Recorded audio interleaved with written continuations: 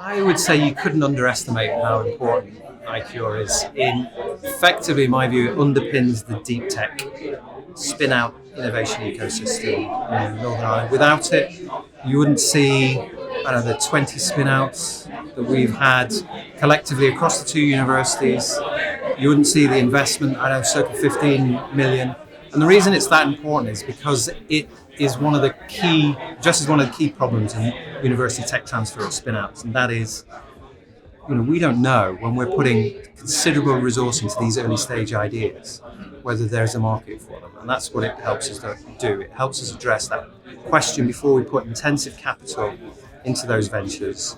It identifies whether there's anybody in the marketplace that's interested. So it's absolutely fundamental. I can't underplay how important it is. It's particularly important in places like Northern Ireland where you don't have access to significant amounts of capital.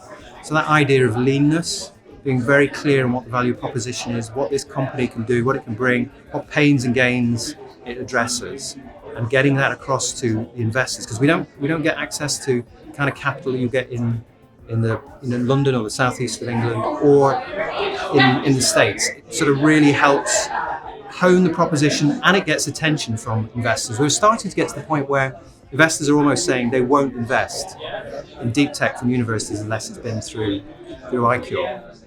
And then finally, that issue around lack of capital. I think it's going to help us address that, because particularly Queen's, Helix Way, QUBIS are now at the centre of that hub for ICURe.